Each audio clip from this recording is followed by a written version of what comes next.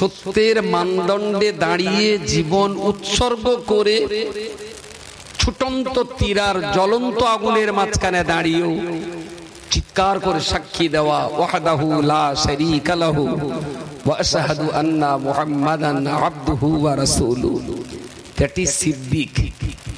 ওই সিদ্দিক আর উত্তরপাড়ার সিদ্দিক দুটো এক? হ্যাঁ, বংশগত পাওয়া সিদ্দিকের কথা বলছি রে আমি। কর্ম এবং ধর্মের যোগ্যতায় পাওয়া উপাধি এই সিদ্দিক, সেটা আমি নাইবা বলতে পারি, কিন্তু চোখ কান বন্ধ করে বলতে পারি তো আল্লামা রুহুল আমিন সাহেব, দরগাপুরি সাহেব, চিশতি সাহেব, বড় হাফেজ সাহেব, বসিরহাট হুজুর, দাদা হুজুর, ইনারা নিঃসন্দেহে অত্যন্ত সালেহ বান্দা ছিলেন। এই জায়গাটায় কি আর কোনো সন্দেহ?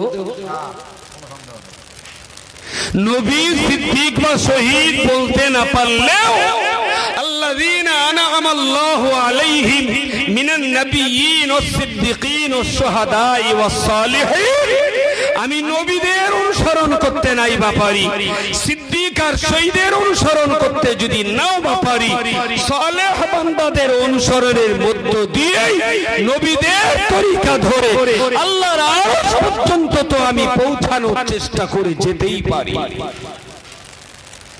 বিদায় হজের সময় রাসূলুল্লাহর উপরে কোরআনের এই আয়াত নাযিল হলো, আল ইয়াউমা আকমালতু লাকুম দীনাকুম।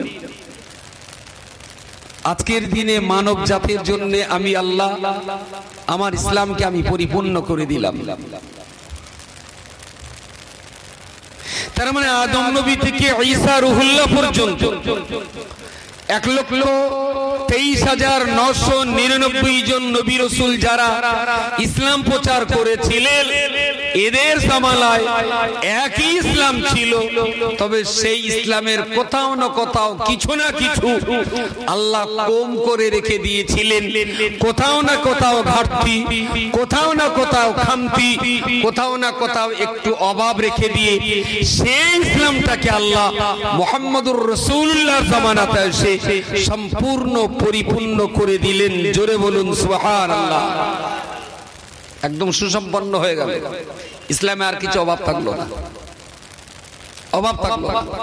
পূর্ব জামানার নবীর ইসলাম প্রচার করেছেন, কিন্তু কিছু না কিছু অভাব ছিল। প্রত্যেক নবীর যুগে ইসলামের কিছু না কিছু অভাব ছিল। আখেরি জামানার নবীর জামানাতে এসে সেই ইসলামে আর কোনো কিছু বাকি থাকলো না। কমপ্লিট কোড অফ লাইফ, একটা সম্পূর্ণ জীবন ব্যবস্থা।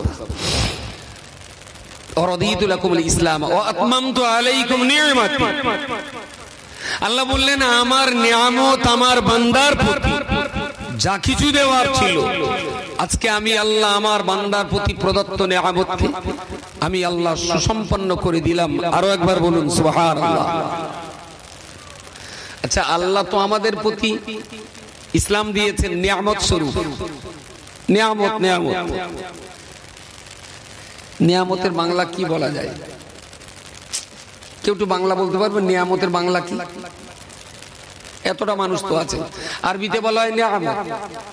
ইহদিনাস সিরাতাল্লাযীনা আনআমতা আলাইহিম, আল্লাহ আমাদেরকে সেই পথের পথিক বানিয়ে দিন যে পথে আপনার নিয়ামত বর্ষণ হয়েছে। নিয়ামতের বাংলাটা কি? নিয়ামত মানে দয়া আর করুণা, আর বলে দয়া, মায়া, করুণা, রহমত, বরকত, এ সব কিছুকে একটা ভাষায় বলা যায় নিয়ামত। অবদান একটা ভালো শব্দ, অবদান। তার মানে কোন কারোর উপকার করার জন্য স্বতঃস্ফূর্ত ভাবে তাকে কোনো কিছু দেওয়া।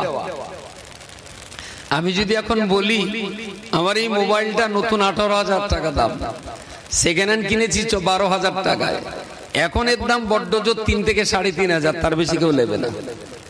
এখন এখানে এসে যদি বলি এই গ্রামের মানুষের প্রতি ভালোবেসে আমি মোবাইলটা একজনকে দিয়ে যাব, নেওয়ার লোকের অভাব হবে? নেওয়ার লোকের অভাব হবে না। আল্লাহ 300 কোটি মুসলমানকে ডেকে বললেন আমি আল্লাহ আমার পক্ষ থেকে তোমাদের একটা নিয়ামত দেবো, 5 ওয়াক্ত নামাজ। নেশে কজন আর ফেরত দেশে কজন? কথা বলেন না কেন? আল্লাহ তো একটা নিয়ামত। ইসলাম দীনা, আল্লাহ বললেন আমার বান্দাকে ইসলাম দিয়ে দিন দিয়ে আমি আল্লাহ খুব আনন্দ পেয়েছি, আমি খুব খুশি হয়েছি, আমি দারুণ সন্তুষ্ট যে আমি আমার বান্দাকে ইসলাম দিয়েছি।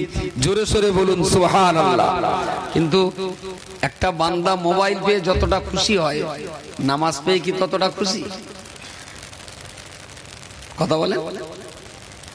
আমার কাছ থেকে মোবাইলটা আপনি পেলেন, এটা যত না নিয়ামত, আল্লাহর কাছ থেকে নামাজ যেটা পেয়েছেন এটা মোবাইলের চাইতে বেশি বড় নিয়ামত না? কত বড় নিয়ামত তা ঠিক ওজন করার বাটখারা আমাদের নেই, কিন্তু মানুষ ঠিক নামাজে সন্তুষ্ট, মোবাইলে খুব সন্তুষ্ট। আল্লাহ ওরে 5 ওয়াক্ত নামাজ দিয়েছে, ও এখন বাড়ি গিয়ে শুয়ে তো স্বপ্ন দেখবে না 5 ওয়াক্ত নামাজ না দিয়ে যদি 5টা মোবাইল দিত তাহলে বেশ চুটিয়ে খানিকটা গেম খেলা যেত।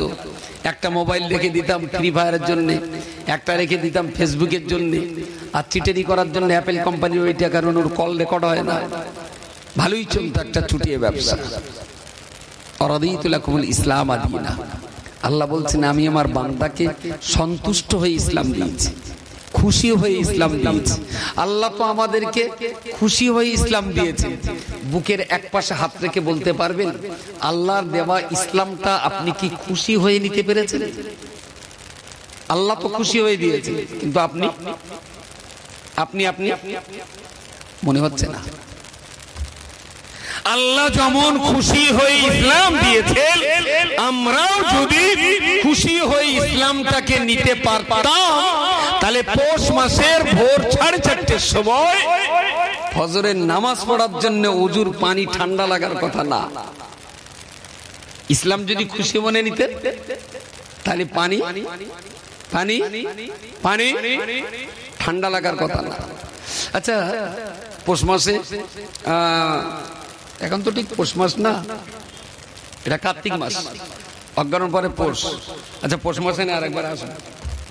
আমার গিন্নি ওর বাবারটা হাত দিয়েছিল, ভরিখান ওজন হবে।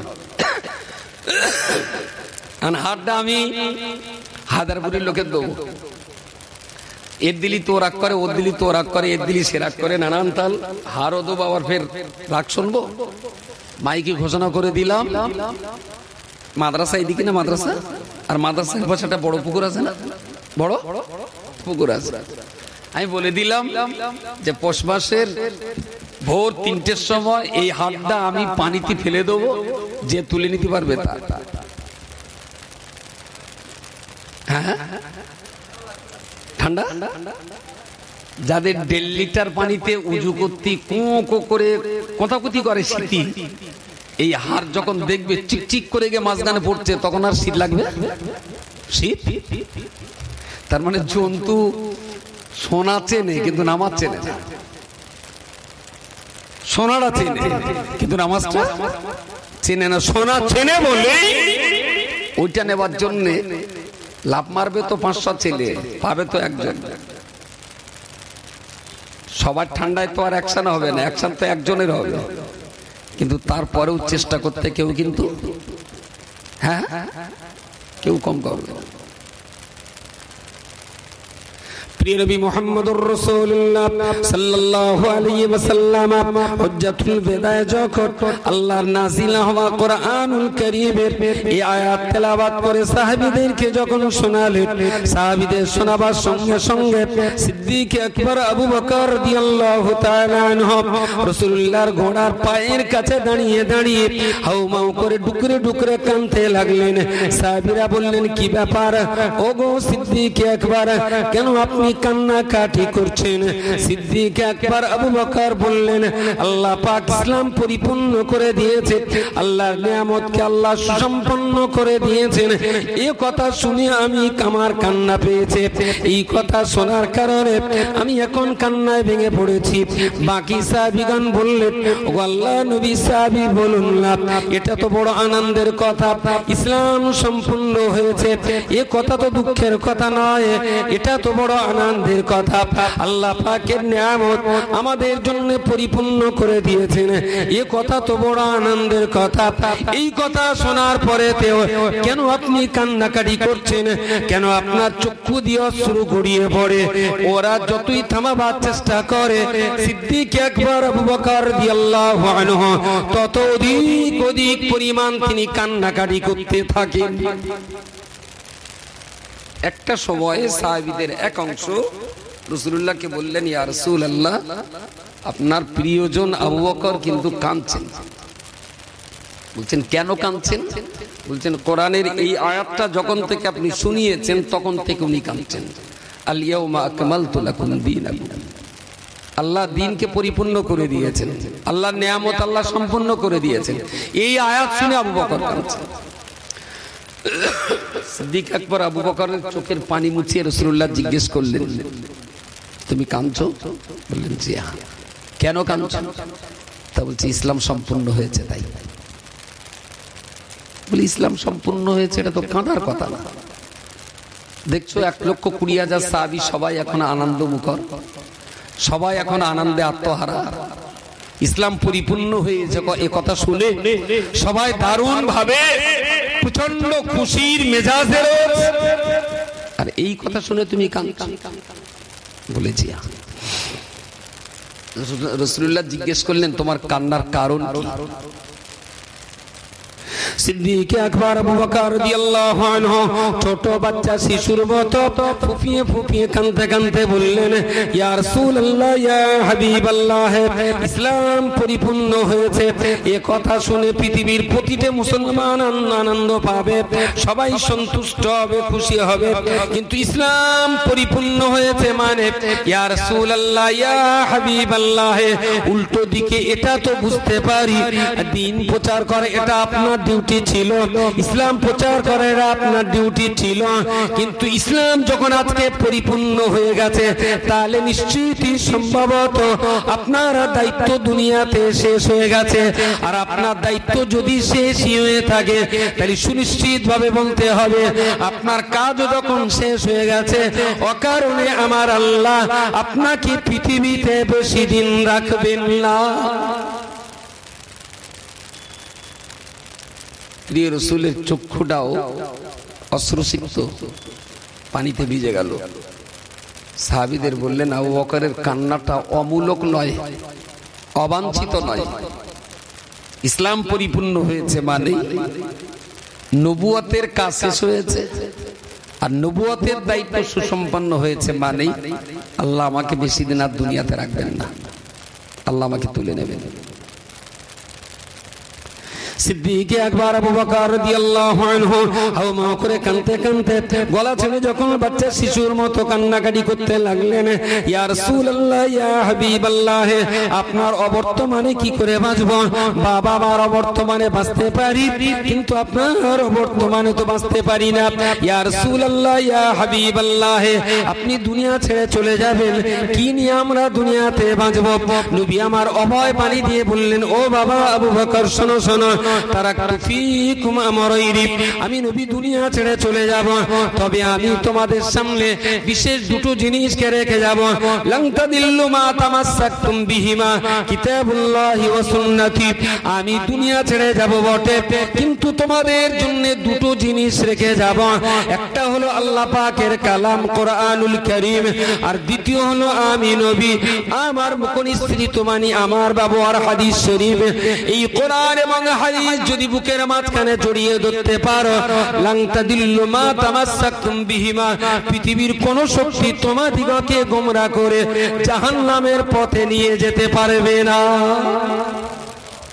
সবাই মিলে বলবেন সুবহানাল্লাহ।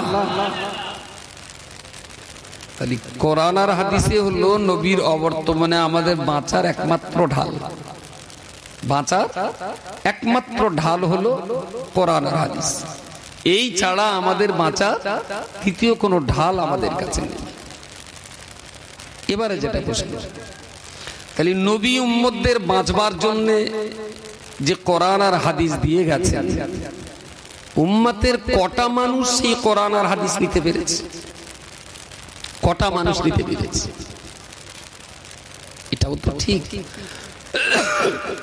আলেম হওয়া, মাওলানা হওয়া, মুফতি হওয়া, হাফেজ হওয়া, কারি হওয়া, এটা তো ফরজে আইন না, এটা ফরজে কিফায়া। দুটো চারটে গ্রাম পিছু একটা করে হাফেজ, দু চারটে গ্রাম পিছু একটা করে মাওলানা, দু চারটে গ্রাম পিছু একটা কারি, একটা মুফতি, একটা আদিব, একটা কামিল, এইরকম থাকবেন। আর সাধারণ মানুষ যারা, এদের শরীয়তের মসলা মাসালের প্রয়োজন হলে ওই সমস্ত আলেমদের কাছ থেকে এরা গ্রহণ করবে। শরীয়ত মেনে চলার জন্য উম্মতে মুসলিমার সবাইকে মুহাদ্দিস আর মুফাসসির হতে হবে এমনটা নয়, কিন্তু কিছু মানুষকে হতে হবে। এটা ফরজে কিফায়া। দু পাঁচটা গ্রাম পিছু একটা হাফেজ, একটা মাওলানা, একটা মুফতি, একটা কারি, এটা থাকাটা খুব জরুরি। সবার জন্য জরুরি না। সবার জন্য জরুরি কি না, মিনিমাম প্রত্যেকটা মুসলমান কোরআন পড়াটা সবার জন্য জরুরি, এটা ফরজে আইন। কোরআন সবাইকে পড়তেই হবে, এটা ফরজে আইন। কিন্তু হাদিস সবাইকে পড়তেই হবে, এটা ফরজে আইন না। কোরআন পড়া শিক্ষা করাটা ফরজ, কিন্তু হাদিস শিক্ষা করাটা ফরজ এমন কথাটা শরীয়তে নেই। এবারে যেটা বলবো, তাহলে রাসূলুল্লাহ আমাদের কাছে কোরআন দেখে হাদিস রেখে তিনি আমাদের কাছ থেকে বিদায় নিলেন। কোরআন আর হাদিস নিয়ে আমাদেরকে এখন পৃথিবীতে চলতে হবে। মুফতি সাহেব একদম শেষ কথাটা বলছিলেন এইটা, যে মরা আলেম, মৃত আলেম যারা কবরে চলে গেছেন, অত্তাবিউ সাবিলা মান আনাবা ইলাইয়া, যারা কবরে চলে গেছেন তাদের আর মসলা উলট পালট হয় না, মসলা উলট পালট হয় না। তারা যা মসলা দেওয়া দিয়ে গেছেন তারা আর উলট পালট হবে না। কিন্তু দুনিয়াতে জীবন্ত আলেম অর্থের বিনিময়ে টাকার লোভে পড়ে তাদের মসলা উলট পালট হয়ে যায়। সেই জন্য মৃত আলেমদের অনুসরণ করবার পরামর্শ আল্লাহ দিয়েছেন। আর সেই মৃত আলেম হিসাবে আমরা খুব শ্রদ্ধার সাথে স্মরণ করি পানিগোবরার হাফেজ সাহেব হুজুরের মতো মানুষ, হুজুর আল্লামা বজলুর রহমান দরগাপুরীর মতো মানুষ, আমাদের অত্যন্ত শ্রদ্ধাভাজন ছাত্রী হুজুরের মতো মানুষ, আমাদের অত্যন্ত প্রিয়জন বসিরহাটের আল্লামা বড় মাওলানা সাহেব হুজুরের মতো মানুষ, পূর্বরা পীর সাহেব আল্লামা আপনার পীর সাহেব কাবেলা দাদা হুজুর পীর কাবেলার মতো মানুষ। আচ্ছা, এই সমস্ত মরা মানুষদের অনুসরণ করে চললে কেউ কি আমাদের খারাপ বলবে? কেউ খারাপ বলবে না। জ্যান্ত মানুষ কিন্তু খুঁজে খুঁজে বেড়াচ্ছে যে দাদা হুজুরকে খুব ভালোকে মেনে চলে, আমি একটু তার হাত ধরবো। বুঝতে পারেন? অনেক জীবন্ত মানুষ যাদের দূরদৃষ্টি কম, যাদের বুদ্ধিশক্তি কম, যাদের লেখাপড়া কম, ওরা সরাসরি দাদা পীর আল্লামা রুহুল আমিন সাহেবকে চিনতে পারছে না বলে ওরা লক্ষ্য করছে আল্লামা রুহুল আমিন বা দাদা পীর সাহেব কাবেলাকে যারা বেশি মেনে চলবে, আমি একটু তাদের লেজুর ধরে ধরে তাদের পিছনে যাব। দাদা হুজুর বসিরহাট হুজুরকে মেনে চললে কেউ খারাপ বলবে না, বরং তাকে খুব ভালো বলবে এবং তার পিছনে মানুষ দৌড়াবে, তার পিছনেই দৌড়াবে। কিন্তু শর্ত একটা, শর্ত হলো 11:28। আর কতক্ষণ সময় দেবেন মোটামুটি একটা বলে। আর ওদিকে ওই শব্দ এত কানে আসলে হয়, ওইসব চামচ বালতিতে ঘটাং ঘটাং করতেছ তো, আর এদিকে যেন স্যাঁত স্যাঁত করে উঠতেছ ভেতরে। হ্যাঁ, তোমরা বালতি চালাও আর আমি একটা মন্ত্র চালাই। একটু জেনে কত 12টা পর্যন্ত আমার বলার দোষ না। এরকম আমটি আমটি জুতি আমি রাত 12টায় ঘুমানোর পক্ষে না। এরকম সময় বেশ খেয়ে দে একটা পাতলা কাতা মুড়ি দিতে আর পাকাটা 2-3 দিতে হবে, ধিক ধিক ধিক ধিক করে করবে। ওর যে একটা ইমেজ, কিন্তু 12:70 আপনার ঘুমতি দেবে না। আমি টিকেটা চাই, ঠিক আছে 11:30 বাজে, টেনে টুনি আর 30টা মিনিট নাকি। আর যাদের বড্ড অসুবিধা হয় মনে মনে একটু দোয়া ইউনুস পড়েন 2-4 বার, যেন আল্লাহ বিপদ থেকে আমাদের উদ্ধার করে। নবী আদম আলাইহিস সালামকে জান্নাত থেকে আল্লাহ নামিয়েছিলেন শ্রীলঙ্কার মাটিতে। শ্রীলঙ্কার প্রাচীন নাম ছিল সিংহল, এখন শ্রীলঙ্কা। এখন শ্রীলঙ্কা থেকে ভারতে শ্রীলঙ্কা, মায়ানমার, বাংলাদেশ, এদারে আপনার পাকিস্তান, তার মাঝখানে আফগানের কিছু অংশ, ভারত, এই সব মিলে ছিল একটা ভারত।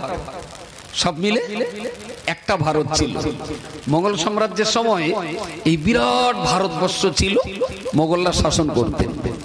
এখন শ্রীলঙ্কা ভারত থেকে আলাদা।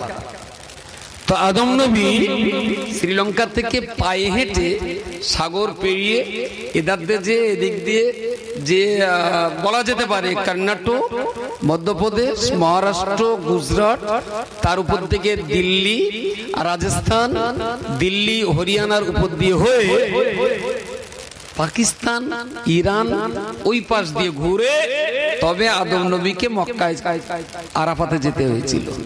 পায়ে হেঁটে আরাফাতে গিয়েছিলেন। সেদিন তো কোনো জলযান, স্থলযান কিছুই তো ছিল না।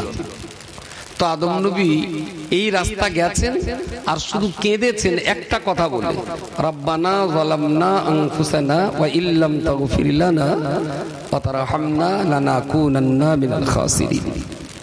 হে আল্লাহ, অত্যাচার করেছি নফসের প্রতি, আপনি যদি ক্ষমা না করেন আমরা ক্ষতিগ্রস্ত হয়ে যাব। এই কাঁদতে কাঁদতেই এই রাস্তা হেঁটেছেন, কখনো বেহুশ হয়েছেন, কখনো খেয়েছেন, কখনো খালি পেটে। এখন কোন একদিন জঙ্গলের ভিতরে নবী আদম আলাইহিস সালাম টানার উদ্রে এক জায়গায় বসে ওইটা পড়ছিলেন, গোটা দেহ ঘরমাক্ত। জঙ্গলের একটা হরিণ এই নতুন একটা প্রাণী দেখে তার খুব ভালো লাগলো, খুব ভালো লেগেছে। গোটা দেহ দিয়ে দরদর করে ঘাম গড়িয়ে পড়ছে। হরিণটা আস্তে আস্তে এসেছিল, এসে দেখলো আহারে এটা মানুষ না অন্য কিছু, না ভালো না খারাপ। হরিণ এসব কিছু বোঝেনি। হরিণ শুধু এটাই বুঝেছিল যে যিনি আমাকে সৃষ্টি করেছেন এটাকেও তিনিই সৃষ্টি করেছেন। এই প্রচন্ড রোদি, এত কষ্ট হচ্ছে না। তো হরিণ এসে করলো কি, উনি যখন খুব একেবারে ক্লান্ত পরিশ্রান্ত দেহটা নিয়ে বসে গেছে, হরিণ এসে পিঠে জিভ দিয়ে ঘামগুলো চেটে চেটে চেষ্টা করছিলেন এনার একটু যাতে আরাম হয়, একটু স্বস্তি হয়, একটু যাতে মানুষটা সুখ শান্তি পান, তার জন্য গায়ের ঘামগুলো চেটে চেটে হরিণটা খাচ্ছিল। যাতে করে আমরা মাঠের থেকে জন দিয়ে নাঙল চষে যখন বাড়ি আসি, গিন্নি অনেকের আছে, ছুটে একটা তোয়ালি কিংবা গামছা এনে বুকটুক গুলো, পিটটিট গুলো যখন ঘামটা মুছে দেয় তখন কত ভালো লাগে। কারু দেয় না নাকি? কারু দেয় না? এই মনে করছে আমি তা বলবে না কেন? এখানে বললি কি জাজ যাবে নাকি আমরা হামলা করব? ওমা, এ তো ক্লিয়ার কাট কথা। এ তো স্বামী স্ত্রীর একান্ত প্রেম ভালোবাসার, এটা তো খুব স্বাভাবিক ঘটনা। ভালোবাসতে বিরাট টাকা লাগে না, মহব্বত করতে বিরাট কষ্ট লাগে না, দিন রাত 24 ঘন্টা লাগে না। ছোট্ট ছোট্ট জিনিসেই অনেক ভালোবাসা জন্ম নিতে পারে, কিন্তু সেটা একটু বুঝ পারেন ব্যাপার। সত্যিকারের খুব কষ্ট করে যখন আসেন, গাটা মুছিয়ে দিয়ে যদি এক গ্লাস পানি হাতে ধরিয়ে দেয়, মনে হয় যেন আমার সংসারটা জান্নাতের শান্তি নেমে এসেছে। জান্নাতের শান্তি ভালো লাগে তো, একটু জান্নাত। বিরাট খাওয়া পড়ায় শান্তি নেই, মনের শান্তিতেই আসল শান্তি। আচ্ছা, মাঠে এক পন বিসলি মাথায় করে এনে ঝপ করে বাড়ির উঠোনে ঝেড়ি আলটাটা খুলে হেলান্দে বসে বলেন, কই হাগা রসনের মা, এক গ্লাস পানি আনো দিন। আর যদি ভেতরতে বলে উঠোনে কললে একটু টেনে মারাও, তখন কেরাম মনে হয় বলেন? মনে হয় যে কূপকে শেষ করে দেয় একদম। চাইতে হবে কেন রে? চাওয়ার আগেই যদি একটু গামছার একটু পানিটা সামনে ধরিয়ে দেয়, জীবনের সব গোনা তো এক কাজই ক্ষমা হয়ে যেতে পারে, কিছু লাগে না। আল্লাহ নবী আদম আলাইহিস সালাম অত্যন্ত ঘেমে নিয়ে যখন ওই জায়গাটায় হেলান দিয়ে বসে আছেন, ওই রকম অবস্থাতে ক্লান্ত শ্রান্ত অবস্থাতে মৃদু চোখটা বন্ধ করে নবী আদম আলাইহিস সালাম বসে আছেন। হরিণের বহরিণটা এসে আদম নবীর দেহের খালি জায়গা, যে জায়গা থেকে ঘাম গড়িয়ে পড়ছিল, ওই ঘামগুলো চেটে চেটে নবী আদমকে শান্তি দিতে চাচ্ছিল, নবী আদমকে স্বস্তি দেওয়ার জন্য চেষ্টা করছিল। আদম নবীর ঘামগুলো চেটে চেটে খাওয়ার কারণে ওই আদম নবী আবার একটা সময় তিনি যমন চলে যাবেন, ওই সময়তে ওই হরিণীটা আদম যেই হাত পা নেড়েছে, হরিণটা ভয়ে ছুটে দৌড়ে চলে গেল। ওর জায়গায় যাওয়ার সঙ্গে সঙ্গে ওর এলাকার হরিণরা ছুটে এসে ওর গায়ে হাত পা নেড়ে বলতে লাগলো, ও গো বলো বলো কি এমন তুমি খেয়েছো, তোমার গোটা দেহ দিয়ে অত্যন্ত সুন্দর সুগন্ধি প্রকাশ পাচ্ছে। জোরে বলুন সুবহানাল্লাহ। ওর সতীর্থ হরিণ যারা ছুটে এসে ওর পিঠে মুখে পেটে মুখ টুক ঘষে আদর করছে, বলছে তুই কি মেখেছিস, কি খেয়েছিস বল, তোর গা দিয়ে এত সুগন্ধ বেরোচ্ছে, এত সুগন্ধ বেরোচ্ছে, তুই কি ব্যাপার বল। গোটা জঙ্গলের হরিণ এক জায়গায় জমা, ওর তো এখন প্রাণ বাঁচানো দায়, যে বল আগে তুই কি খেয়েছিস না কি মেখেছিস, তোর গা দিয়ে এত গন্ধ বেরোচ্ছে। ও তখন বললো, দেখ আমি না ওই ঘুরতে ঘুরতে এরম একটা কিছু দেখিলাম, ওর গা দিয়ে ঘাম গড়িয়ে পড়ছিল, তা আমি যে না ওনার একটু ওই ঘামগুলো চেটে চেটে একটু স্বস্তি আর আরাম দিতে চাচ্ছিলাম, যে খুব কষ্ট পাচ্ছে, ঘামগুলো আমি চেটে চেটে দিই, একটু অন্তত মানুষটা স্বস্তি পাক। তা খাওয়া বলতে আমি এইটাই খেয়েছিলাম, তা তোরা কি বলতেছিস বলতেন দেখি। তাহলে যেটাই তুই খেয়েছিস ওইটা তাহলে আমাদেরও খাওয়া লাগবে।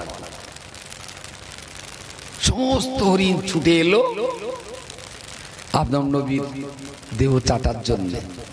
চাটলেও কিছু হরিণ, কিন্তু তাদের গা দিয়ে আর ঘাম, গায়ের ঘাম তাদের দেহের জন্য সুগন্ধযুক্ত হয়নি। সুবহানাল্লাহ বলে, জোরে বলেন সুবহানাল্লাহ। প্রথম যে এসেছিল তার নিয়ত ছিল লোকটার উপকার করা, মানুষটার সেবা করা, স্বস্তি দেওয়া, আরাম দেওয়া। আর বাকিরা যারা ঘাম চাটতে এসেছিল তাদের নিয়ত ছিল মাল মারা। ওটা এক ধরনের মাল, গা দিয়ে সুগন্ধ বেরোলি, বেশ যেখান সেখানকে একটু মোস্তানি মারা যাবে। দেখোস তো তোমার গা তো পাঁঠার মতন গন্ধ, আমার গা শুকিয়ে দেখো মৃগ নাবির মতন গন্ধ, গাটা মোস্তানি ফলানি যাবে। দুজনেই চেটেছিল আদম নবীর গা, কিন্তু একজনের দেহ হয়েছিল মৃগ নাভি, বাকিদের দেহ হয়নি। উদ্দেশ্যটা ঠিক ছিল না, নিয়তটা ঠিক ছিল না।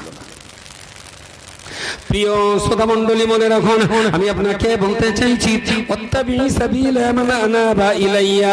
আল্লাহ পাক রব্বুল আলামিনের পথে, যে আল্লাহ পাকের পথে, আল্লাহ পাকের রাস্তা ধরে, ইহদিনাস সিরাতাল মুস্তাকিম, আল্লাহ সেই রাস্তা আমাদের জন্য আপনি দেখিয়ে দিন। সিরাতাল্লাযিনা আনআমতা আলাইহিম, যে রাস্তায় আপনার রহমত, আপনার নিয়ামত, আপনার করুণা অবিরাম ধারায় বর্ষণ হয়েছে, আল্লাহ আমাদিগকে সেই রাস্তা আপনি দেখিয়ে দিন। কোন রাস্তায় কোন নিয়ামত আপনি বর্ষণ করেছেন। আল্লাযীনা আনআমাল্লাহু আলাইহিম মিনান নাবিয়্যিন ওয়াস সিদ্দিকিন ওয়াস শুহাদাই ওয়াস সালিহিন। আল্লাহ পাকের নিয়ামত প্রাপ্ত, আল্লাহ পাকের রহমত এবং বরকত প্রাপ্ত চারটি গোষ্ঠী, যার এক নম্বর হলো মিনান নাবিয়্যিন, দ্বিতীয় নম্বর হলো সিদ্দিকিন, তিন নম্বর হলো শুহাদা, আর চার নম্বর হলো সালিহিন। আল্লাহর কোরআনে আল্লাহ বলেছেন, নাম্বার 1 হকপন্থী দল, আল্লাহ পাকের রহমত আর নিয়ামত প্রাপ্ত দল, মিনান নাবিয়্যিন, নবীরা যে পথে হেঁটেছেন, যে পথে চলেছেন, ওটাই তো হলো আল্লাহ পাকের রহমত এবং নিয়ামত প্রাপ্ত দল। দ্বিতীয় নম্বরে আল্লাহ বলেছেন ওয়াস সিদ্দিকিন, সত্যবাদী দিগের দল, সত্যবাদী দিগের দল। গোটা দুনিয়া একদিকে চলে গেলেও পাহাড় পর্বতের মতন মজবুত হয়ে দাঁড়িয়ে পৃথিবীর সবচেয়ে খাঁটি সত্য দুটো কথা, আল্লাহ এক, মুহাম্মদুর রাসূলুল্লাহ সাল্লাল্লাহু আলাইহি ওয়াসাল্লাম আল্লাহ পাকের বান্দা, জীবন চলে যাবে এই সত্য কথাটা বলার জন্য যারা কখনো পিছপা হয়নি, হিম্মতের সঙ্গে চিৎকার করে বলে গেছেন এই সত্যবাদীরা আল্লাহ পাকের নিয়ামত প্রাপ্ত দল। 3 নম্বরে আল্লাহ বলেছেন ওয়াসশুহাদাই, ধর্মযুদ্ধে যারা ইসলামকে জিন্দা রাখার জন্য যে সমস্ত মানুষেরা নিজেরা নিজেদের জীবন কোরবানি দিয়ে দিয়েছেন, নিজেরা জীবন কোরবানি দিয়েছেন, জীবনের মায়ায় ইসলামকে যারা কোরবানি দেয়নি বরং ইসলামের মায়ায় যারা জীবন কোরবানি করে দিয়েছেন, তারাই হলো 3 নম্বরে নিয়ামত প্রাপ্ত দল। আর 4 নম্বরে আল্লাহ বলেছেন ওয়াসসালিহিন, ওয়াসসালিহিন সালিহ মানে হলো নেক, ভালো, সৎ, আল্লাহওয়ালা কাজ, ভালো কাজ, সৎ কাজ। যারা ভালো কাজ দুনিয়াতে করেছেন, ভালো কাজ যারা করেছেন, তারাই আল্লাহ পাকের রহমত আর নিয়ামত প্রাপ্ত দল। তাই নবীদিগের দল, সিদ্দিকের দল, শহীদ বান্দাদের দল এবং ভালো কাজের কাজী যারা, সেই সমস্ত ভালো মানুষের দল। এই 4টে দলই হলো আল্লাহ পাকের নিয়ামত প্রাপ্ত দল। আমরা সেই জামানাতে জন্ম নেওয়ার পরে আমরা ভাবতে পারি, আমরা ধরতে পারি আল্লামা রুহুল আমিন সাহেবের মতো মানুষ, হুজুর দরগাপুরীর মতো মানুষ, পানিগোবরার বড় আবেদ সাহেব কেবলার মতো মানুষ, আমাদের সকলের শ্রেতাজ আল্লামা রুহুল আমিন রাহমাতুল্লাহ আলাইহি শাহ মুজাদ্দিদুজ জামান কুতুবুল আলাম আলা হযরত দাদা হুজুর পীর কেবলা রাহমাতুল্লাহ আলাইহির মতো মানুষেরা, এরা নিশ্চিতই নবী ছিলেন না, এরা শহীদ কিংবা সিদ্দিক নাইবা বলতে পারি, কিন্তু চোখ বন্ধ করে আমরা তো বলতে পারি এরা অবশ্যই সালেহ বান্দাদের অন্তর্ভুক্ত ছিলেন। সুবহানাল্লাহ। একটু জোরে বললি ইসরায়েল কি এখানে বোম টোম মারবে? সবাই মিলে বলেন সুবহানাল্লাহ। এনারা কেউ নবী না, এনাদেরকে শহীদ বলতে পারছি না, এনাদেরকে সিদ্দিক বলতে পারছি না। আবার এই যে আবার কেমন লাগবেন তা ঠিক নেই। আচ্ছা, গ্রামের ফকির সাহেব বিক্রি করতে গেলে, ফকির সাহেব তো তোমার নাম কি? তা বলছে আমার নাম গনি। গনি, গনি মানে তাহলে গনি লোকের পক্ষে ভিক্ষে করা কখনো সাজে? তাহলে নামের সঙ্গে কাজের কোনো মিল নেই। তো সিদ্দিক টাইটেল হওয়া এক জিনিস, আর কষ্ট করে মেহনত করে সিদ্দিক উপাধি পাওয়াটা বলেন আর এক জিনিস। ওই বসিরাটা আছে, তারপরে চড়ুইগাছিতে আছে, যে একটা সভা হবে, সবার শেষে দেখলাম সবার আহ্বায়ক মোহাম্মদ মোতালেব মুফতি। সর্বনাশ, তাহলে এখানে সবার আহ্বায়ক যখন মুফতি সাহেব, তাহলে সভাপতি তো ঠেলা আছে, স্বাভাবিক একটা মুফতি সাহেব ওমা। পরে গিয়ে কালেকশন করে দেখতে পাচ্ছি সে গ্রামে মুফতি ছড়াছড়ি, হইবার মুফতি, বক্কার মুফতি, রবিকুল মুফতি, হামিদ মুফতি। পরে গিয়ে বুঝলাম এর টাইটেল হলো মুফতি। ওরা আলিয়ায় পড়া মুফতি, মোড়ল টাইটেল আছে জানেন? মোড়ল সে গেলে আমি সবাই মোড়ল, আমি তো বিচার করে কেডা? ও মোড়ল কিন্তু বিচার করা মোড়ল না, ও হলো টাইটেল, বংশসূত্রে রক্তের ধারায় পাওয়া মোড়ল, রক্তের ধারায় পাওয়া গাজী। কাদের বলা হয়? যুদ্ধে জয়লাভ করে যারা, তারা গাজী। হায়দারপুরে গাজী আছে, বিড়েল দেখলি ছুটে ভয় পায় না, তাতে আবার গাজী। আরে এ গাজী তো রক্তের সম্পর্কের ধারাবাহিকতার গাজী। ওহদ, বদর, খন্দক, হুনাইন, আহজাব, তবুকে যুদ্ধ করে জিতে বাড়ি এসো। ওই গাজী আর হায়দারপুরের গাজী দুটো কি এক? দুটো আলাদা। সত্যের মানদণ্ডে দাঁড়িয়ে জীবন উৎসর্গ করে ছুটন্ত তীরার জ্বলন্ত আগুনের মাঝখানে দাঁড়িয়েও চিৎকার করে সাক্ষী দেওয়া ওয়াহদাহু লা শারীকা লাহু ওয়া আশহাদু আন্না মুহাম্মাদান আবদুহু ওয়া রাসূলুহু, দ্যাট ইজ সিদ্দিক। ওই সিদ্দিক আর উত্তরপাড়ার সিদ্দিক দুটো এক? হ্যাঁ, বংশগত পাওয়া সিদ্দিকের কথা বলছি রে আমি। কর্ম এবং ধর্মের যোগ্যতায় পাওয়া উপাধি এই সিদ্দিক, সেটা আমি নাই বা বলতে পারি, কিন্তু চোখ কান বন্ধ করে বলতে পারি তো আল্লামা রুহুল আমিন সাহেব, দরগাপুরি সাহেব, চিস্তি সাহেব, বড় হাফেজ সাহেব, বসিরহাট হুজুর, দাদা হুজুর, ইনারা নিঃসন্দেহে অত্যন্ত সালেহ বান্দা ছিলেন। এই জায়গাটায় কি আর কোনো সন্দেহ?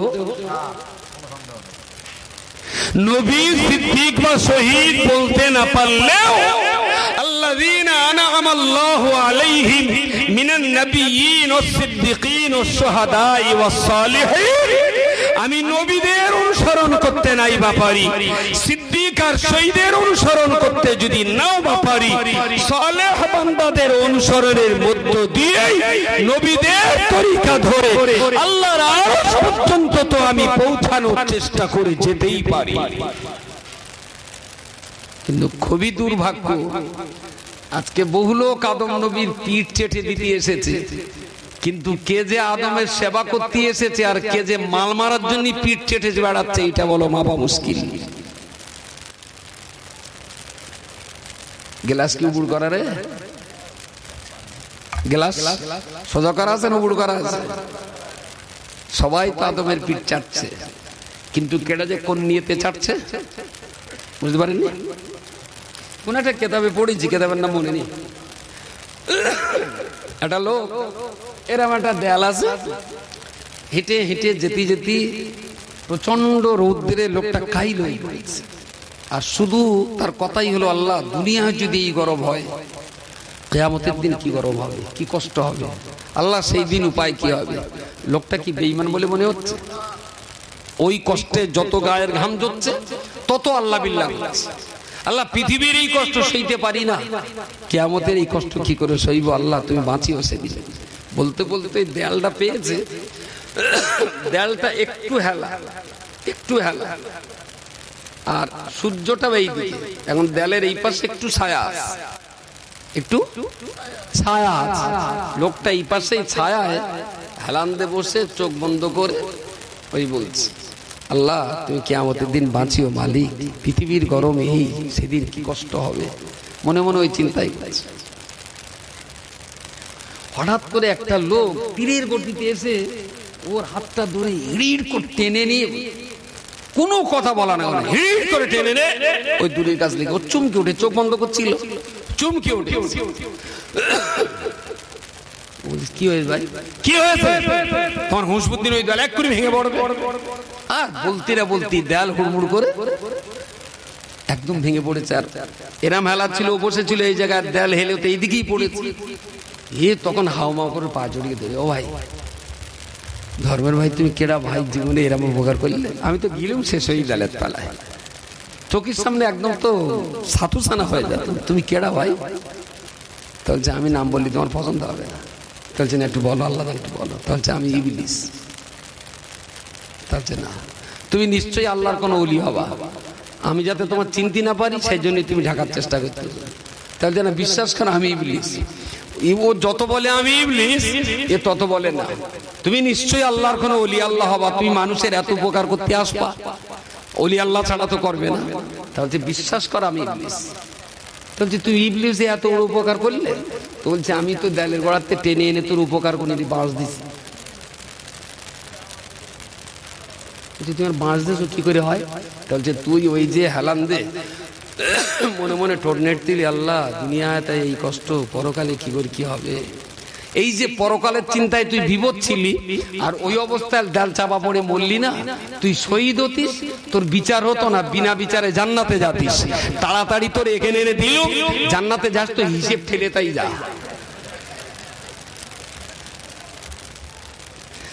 আচ্ছা, আমাদের মতন সাধারণ এই চোখ দিয়ে শালা ইবলিস চেনার কোনো উপায় আছে?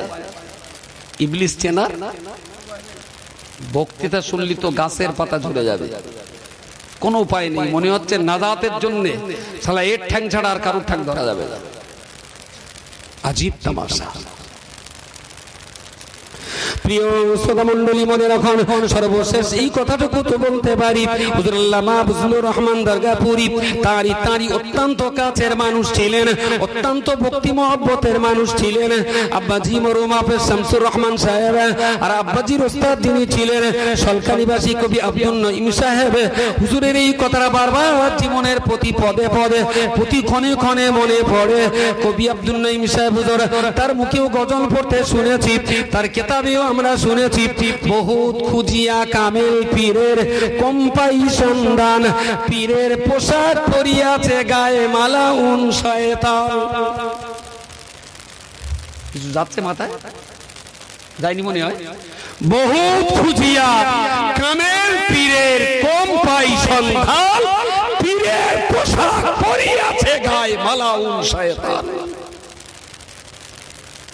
পীর কখনো শয়তান হয়? কথা বলে, শয়তান কখনো পীর হয়?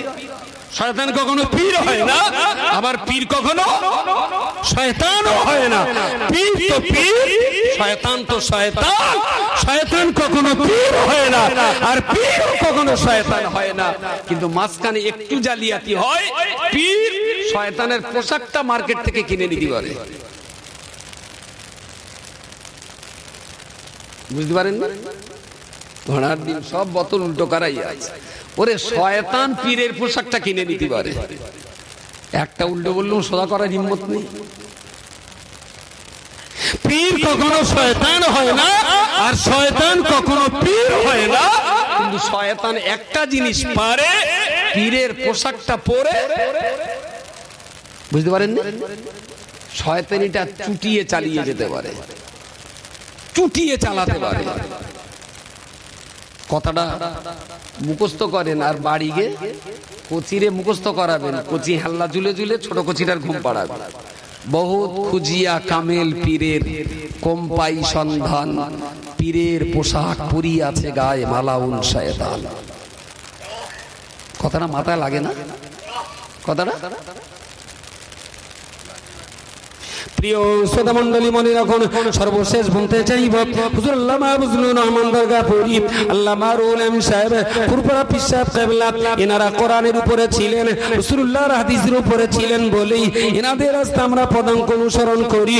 যতটুকু এক দু লাইন কোরআন পড়তে পারি, হাদিস শরীফে দুটো বারাত পড়তে পারি, কোরআনের 3টা আয়াত পড়তে পারি, যতটুকু আল্লাহ জ্ঞান দিয়েছেন কোরআনের আয়াতের সঙ্গে এনাদের জীবনের সমান্তরাল দেখায় রেখে বিচার করলে দেখতে পাওয়া যায় আল্লাহর কোরআনের আয়াতের সঙ্গে আল্লামা রুহুল আমিনের চরিত্র মিলে যায়, কোরআনের বক্তব্যের সঙ্গে ফুরফুরা পীর সাহেব কিবলার চরিত্র মিলে যায়, কোরআনের আয়াতের সঙ্গে হুজুর আল্লামা ফজলুর রহমানের চরিত্র মিলে যায়, আল্লাহ পাকের কোরআনের সঙ্গে রাসূলুল্লাহর হাদিস শরীফের সঙ্গে এনাদের অনেক অংশে আমরা মিল দেখতে পাই বলে আল্লাহ পাকের কোরআন আর নবীর হাদিস অনুযায়ী এই সমস্ত সালিহিন বান্দাদের ধরে ধরে মহাজ্ঞানী মহাজন যে পথে করে গমন হয়েছেন প্রাতঃস্মরণীয়, সেই পথ লক্ষ্য করে স্বীয় কীর্তি ধ্বজা ধরে আমরাও অববরণীয়। আল্লাহ ওয়ালা বান্দাদের পদাঙ্ক অনুসরণ করে আমরা যদি আমাদের জীবন চালাতে পারি, তাহলে নিঃসন্দেহে বলতে পারি বিরাট নামি দামি কিছু হতে না পারলেও আল্লাহ ওয়ালাদের পথে চলার কারণে নিশ্চিত করে আশা করতে পারি আল্লাহ পাক তাদেরকে যদি নাজাত দেন, আমরাও তাদের পিছনে পিছনে এ নাজাতের হকদার হয়ে যাব। তাছাড়া আমাদের আর বাঁচার কোনো পথ নেই, কোনো রাস্তা নেই। সমস্ত কিছুর বিনিময় শেষ কথাটা একটা বলতে পারি, আর 8 মিনিট বাকি, আর 7 মিনিট। মনে হচ্ছে কেউ মনে হচ্ছে 2 মিনিট পড়িয়েছে, ঘড়ি তাড়াতাড়ি দৌড়চ্ছে। এটা হলো 2 মিনিটের বরকত, আমি ছেড়ে দেবো। ওই গয়লা যে দুধ না, গয়লার দুধ বিক্রি করে, গ্রামের একটা ছেলে একটু পাকা টাইপের, সে একদিন গয়লার ধরেছে, বলছে কাকা তুমি তো গ্রামে যা দুধ করো, শুনেছি বক্কার হইবার রমেশ দাদা আর বদমাইশ। বলছে আমি যা খুঁজে দেখেছি তুমি তো 30-32টা বাড়িতে গাই দো, আর ওদের বাড়ি যা দুধ হয় আমি তো খোঁজে দেখেছি 40 সেরের বেশি হয় না। কিন্তু বেনেবাড়া বাগজোলা বাদুড়ে তুমি যা দুধ যোগান দাও সে তো প্রায় 100 লিটারের উপরে। তা তুমি পাও 40 কিলো, দাও 100 কিলো, কিসি কি হয়? তা বলছে বাবা আমি প্রতিদিন আমার এই বালতিনে মা গঙ্গার পুজো দেবে রই, মা গঙ্গা পুজো দিয়ে দুধ দিতে বেরোই, ওটা হলো মা গঙ্গার আশীর্বাদ। বাহ, পুজো বনে আপনি করেন মাঝে মাঝে, মা গঙ্গার পুজো করে বেরোই বলে আমার বালতিতে দুধ ফুরোয় না বাবা, মা গঙ্গার আশীর্বাদ আছে আমার ট্যাঙ্কি। ভালো। এখন ওই গয়লার এক বালতি দুধ এখানে রেখে রাস্তাতে যত লোক যাবে, একটা লোক পুজো দিতে যাচ্ছে, বাউন সাহেব কি দেখো দিন, বাউন বললো দুধ। দুধ ওকে ঠিক আছে। এখন মাদ্রাসা যাচ্ছিল পড়াতে হাফেজ সাহেব, বলে হাফেজ সাহেব দেখো দিন কিও দেয়, বললে তো দুধ আছে। একজন আবার ওটার দিকে যাচ্ছিল, আমিন আমিন জমি বাবা, বলে আমিন সাহেব বালতিতে কি আছে বলো দিন, তাহলে এত দুধ আছে দেখতে পাচ্ছি। তাহলে বাউনে বললো দুধ, মাওলানা বললো দুধ, হাফেজে বললো দুধ, আমিনী বললো দুধ, পুরোহিত বললো দুধ, সবাই বলেছে যে দুধ আছে। ছোট্ট একটা মেশিন, সুইচটা অন করে ওই দুধের বালতিতে ঝেড়ে দেবে, মেশিনটা পনপন করে ঘুরে একটু ঠান্ডা হয়ে ওই মেশিনটা বলে দেবে এতে 20 লিটার পানি আর 8 লিটার দুধ আছে, 20 লিটার পানি আর 8 লিটার দুধ আছে, মোট 28 লিটারের ভেতরে কতটা পানি আর কতটা দুধ মেশিন বলে দেবে। এবং আজকের দিনে এত অত্যাধুনিক বিজ্ঞানের যুগ, ওতে এক ধরনের পাউডার এই জাতীয় কিছু দিলে কিছু সময়ের মধ্যে দুধ আর পানি আলাদা করে দেবে, দুধ আর পানি আলাদা করে। 8 লিটার দুধ আর 20 লিটার পানি, কিন্তু খালি চোখে সবাই বলেছে দুধ। আদম নবীর যারা পিঠ চাটতে এসেছিল খালি চোখে সবাই বলেছিল এরা বিরাট খাদেম, এরা সবাই আদমের সেবক। দেখো কি সুন্দর জিভে চেটে চেটে আদম নবীকে শান্তি দিচ্ছে, সবাই এরা আদমের খাদেম সেবক। যদি মিটারতে দেখা হয়, মিটার একটা মিটার দিলে শালা আলাদা হবে, খালা আলাদা হবে, সুমন্দি আলাদা হবে, দেশ শেষ আলাদা হবে, শালি আলাদা হবে, ভাসি সাউরি আলাদা হয়ে যাবে। একটা ছোট্ট মেশিন দিলি না চচ্চর করে সব আলাদা হয়ে যাবে। সেই মেশিনের নাম টয়কার কয়কার। এই মেশিনটা ছেড়ে দিলি না, বালতিতে মেরে দিতে পারলি মেশিন বলে দেবে এইটা হলো আদমের খেদমত করা হরিণ, আর এইগুলো হলো মালতালা হরিণ, টাকা। মুজাদ্দিদুজ্জামান কুতুবুল আলাম আলা হযরত আবু বকর সিদ্দিক রাহমাতুল্লাহ আলাইহি, উনি ওনার ভক্ত মুরিদদেরকে বলেছেন যথাসাধ্য কৃষি, শিল্প, বাণিজ্য ইত্যাদি অবলম্বন করিয়া হালাল উপার্জন করিবেন, খয়রাত গ্রহণ করিবার উপরে নির্ভর করিবেন না। আলেমের ইলম আর পীরের পীরত্ব যেন খয়রাত গ্রহণ করার উদ্দেশ্যে না হয়। আলেম ও পীরগণ আল্লাহর রাস্তায় ওয়াজ নসিহত করবেন, ওয়াজ নসিহতের পরে যা কিছু নজরানা দেয় তা লেওয়া জায়েজ আছে, জোর করে জবরদস্তি করে নজরানা আদায় করা হারাম। এমন কি সেরা ইঙ্গিতের মধ্য দিয়েও কেউ যদি নজরানার পয়সা আদায় করে সেটাও হারাম।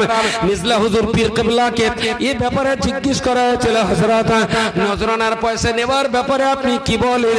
হুজুর মেজে হুজুর পীর কিবলা রাহমাহুল্লাহ উনি ওনার ভক্তদেরকে বলেছিলেন, বাবা আমার ওয়ালেদ সাহেব তিনি কখনো নজরানার পয়সা চাহিয়া চুক্তি করিয়া লইতেন না বলে আমি আবু জাফর আমিও কখনো নজরানার পয়সা চুক্তি করিয়া লই নাই। জোরে সোরে বলুন সুবহানাল্লাহ। ও আল্লাহর বান্দা মনে রাখুন, রুহুল আমিনের ভক্ত বলবেন, দাদা হুজুরের ভক্ত বলবেন, দরগাপুরীর ভক্ত বলবেন, দাদা আপনার হাবশা হুজুর কিবলার ভক্ত বলবেন, কত বড় পীর ভক্ত, কত বড় মুজাদ্দিদের ভক্ত, তখনই তো বুঝতে পারবো যখন টাকার লোভটা ছেড়ে দিয়ে আল্লাহর রাস্তায় দ্বীনের সাথে যখন খেদমত করতে পারবেন। আল্লাহর বান্দা মনে রাখতে পারেন দেশের যত আলেম চুক্তি করে যারা ওয়াজ টাকা রোজগার করে এরা নিশ্চিত দাদা পীরের ভক্ত হতে পারে না, এরা আদম নবীর ভক্ত হতে পারে না। হরিণ এসেছিল আদম নবীকে সেবা করতে, তাই তো তার দেহ দিয়ে সুগন্ধ বেরিয়েছিল। যারা আদম নবীর সেবা করতে আসেনি, কেবলমাত্র নিজেদের স্বার্থ সিদ্ধি করতে এসেছিল, তাদের দেহ দিয়ে তো কোনো সুগন্ধ বার হয় নাই। কিছু গেছে হ্যাঁ সুগন্ধ আমি খুলে আর বেশি কিছু বলবো না, এমনি মোটামুটি একটা বলে দিতে পারি। দেশে যত মাওলানা যত আলেম জবরদস্তি করে চুক্তি করে 2000, 5000, 10,000, 15,000, 40,000, 50,000 করে মাল ঝেড়েছে, এদের এই টাকায় সমাজের কোনো কাজে এসেছে দেখেছেন? সমাজের কোনো উপকার? ওদের কাছ থেকে দিনের কোনো সুবাস পাচ্ছেন দেখছেন? দিনের সুবাস কথা বলে আমি গর্ব করে বলতে পারি, সেই কাকদ্বীপে দাওয়াতে গেছি, ফজরের সময় একটা মসজিদে রেখে নামাজ পড়তে গিয়েছি, সুন্নত পড়ছি, দেখি একটা ছেলে আস্তে আস্তে এসে বসেছে, নামাজ পড়তে উঠে বুঝতে পারছি সে নড়ে না, সালাম যেই ফিরেছি উঠি হাত ধরে সালাম আলাইকুম আলাইসালাম, বলতো হুজুর ফজরের নামাজটা একটু পড়ান। আমি বলছি কেডারে তুই? তাহলে আমি জামিয়ার ছাত্র। নারায়ে তাকবীর, একটু জোরে বলবেন নারায়ে তাকবীর। এদিকে কাকদ্বীপ আর এদিকে কুচবিহার, দিনাজপুর, আসাম, জলপাইগুড়ি, সারা বাংলা যে কোনো প্রান্তে আপনি যান না কেন, কোথাও না কোথাও কোন না কোন অলিগলির মসজিদে জামিয়া ছাত্র এখন ইমামতির জায়গা দখল করে রেখেছে। এটা জিন্দেগিতে ওয়াজ করে কখনো টাকা চেয়ে নেইনি, কিন্তু শুকরিয়া আদায় করছি মুফতি সাহেবের গাছে ফোটা ফুল বাংলার প্রান্তে প্রান্তে এখন ফুটে গন্ধে আর আনন্দে মাতোয়ারা করে রেখেছে, বলুন সুবহানাল্লাহ। আর যেসব 10 না দিলে যাবো না, 20 না দিলে যাবো না, 30,000 না দিলে হবে না, ও বাবা, আবার এদিন শুনতেছি বলে 30,000 না দিলে দুয়া তাঁবুর উপরে উঠবে না। শুনেছেন কেউ? একটু হাত তোলেন দিন কারা কারা শুনে। ও বাবা, কি জিনিস এসব, যেন খোদার সঙ্গে সরাসরি কোন এজেন্টের টিকিট কাটা আছে নাকি? বলে 30,000 দিলে সরাসরি দোয়া আল্লাহর কাছে কবুল হবে, প্যান্ডেলের উপরে যাবে না 30,000 টাকা দিলে। আজীব তামাশা। আমি বলছি কি, একটু খোলা চোখে না তাকালে এই যুগটায় ইমান আমান নিয়ে বেঁচে থাকা খুব কষ্টকর হয়ে যাবে। আমি বলেছি আলেম চেনার একটাই যন্ত্র, টয়াকার কয়াকার। মামুতি হাত দিলি না ক্যাঁক করে উঠবে, দেখবে আর কিছু হোক না হোক ওকে টিপে ধরবেন, ক্যাঁক করে উঠবে একদম, টাকা কম দিলে হবে। আমি আল্লাহ শুকরগুজার হয়ে বলছি, এই জায়গাটায় অন্তত অল ইন্ডিয়া সুন্নাতুল জামাত যেভাবে যাচ্ছে, তাতে এখনো পশ্চিমবঙ্গে একটা বিরল সংগঠন, 80টি মাদ্রাসা, 16টা গার্লস ক্যাম্পাস, এখনো 2টো সাদমাকি, জোড়াশতলা একটার হয়ে গেছে, জোড়াশতলা সাদমাকি, আবার একটা জমি রেজিস্ট্রি হয়ে গেছে আপনাদের বাগজলার পিছনে পলতারাটি গ্রামে, 1 বিঘে জমি রেজিস্ট্রি হয়ে গেছে, শুধু কাজের সুযোগ পাচ্ছি না, ওটাও হবে। সেই সাথে সাথে 238টা কেরালা মডেল ইসলামিক স্কুল, হাদিয়া মোরাল স্কুল যেগুলোকে আমরা বলি, সেই সাথে সাথে জামিয়ার মতো এত বড় একটা ইউনিভার্সিটি লেভেলের প্রতিষ্ঠান যেভাবে চলছে, ভাই আমরা তো নিমাই চাঁদের নিমাই কোম্পানির প্রোডাকশন, আমরা ভুল বলি যে আমি, আমার দাদার নাম নিমাই মন্ডল, আমরা তো নিমাই কোম্পানির প্রোডাকশন। তুমি তো ভাই সিদ্দিক, তুমি তো ভাই সৈয়দ, তুমি তো গাজী, তুমি তো মোগল পাঠান, তুমি তো আল্লাহর রহমতে অনেক নামি দামি বংশে। তা নিমাই কোম্পানির এই কটা পাঁঠা যদি এত করতে পারে, তোমরা এত নামি দামি কোম্পানির লোক মিলে তার ধারে পাশে যেতে পারছো না কেন? কিছু বোঝা গেছে আমার কথা? আমার কথা কিছু মাথায় গেছে? তাহলে আমার মনে হয় আদম নবীর গায়ের ঘাম সবাই চেটেছিল। কেউ চেটেছিল আদমকে সেবা করার জন্য, আর কেউ চেটেছিল মাল মারার জন্য। দাদা হুজুর বসিয়ার হুজুরির নাম সবাই নেয়, কেউ নাম নেয় দাদা হুজুর বসিয়ার হুজুর স্মৃতিতে বাঁচিয়ে রাখার জন্য, আর কেউ বা দাদা হুজুর বসিয়ার হুজুরির নাম নেয় মোটা মোটা মাল মারার জন্য। গ্লাস সোজা আছে না উগুড় করা আছে? গ্লাস তাহলে মোটামুটি চোখের ছানি কিছু কেটেছে। গা চাটলেই ভক্ত হয় না, তার ভিতরেও ব্যাপার থাকে। ওটা আদমের সেবক না পকেটের সেবক? দাদা হুজুরির নাম নিলেই দাদা হুজুরির ভক্ত হয় না। দাদা হুজুরির নাম নিয়ে যদি 8,000 টাকা চুক্তি করে ওয়াজ করতে হয়, তাহলে সে কি দাদা হুজুরির ভক্ত নাকি টাকার ভক্ত? টাকার ভক্ত। ত্রুটি বিচ্যুতির জন্য ক্ষমা চেয়ে নিচ্ছি, দোয়া করেন। পিছনে বিরাট লাগা লেগেছে, চুপচাপ বসে আছি, নিজেদের কাজ নিয়ে ব্যস্ত আছি। দোয়া করেন আল্লাহ যেন মাথাটা ঠান্ডা রেখে নিজেদের কাজটা। আমি সচরাচর এই খাতে খুব একটা নাঙল জুড়ি নেই, খুব একটা আমি এই খাতে নাঙল জুড়ি নেই। তাই দেখলাম মুফতি সাহেব যখন নাঙলটা দিয়েছে তার একটু বাঁশুইটা মেরে দেয়। অল্প কষ্টে একটা বেশ ভালো খাতটা বেশ পরিপাটি হবে না, তাই শুনি মনে হলো উনি যখন এই বন্ধু বলেছে আমি এখান থেকে বাঁশুই দিলি খাতটা বেশ সমান হবে না। খুব একটা ওলট পালট হয়েছে বলা হয়, মোটামুটি ঠিক আছে। তো সবাই আসেন পীরে রসুলের সামনে একটু দাঁড়িয়ে দাঁড়িয়ে সালাম পড়ে নিয়া নবী।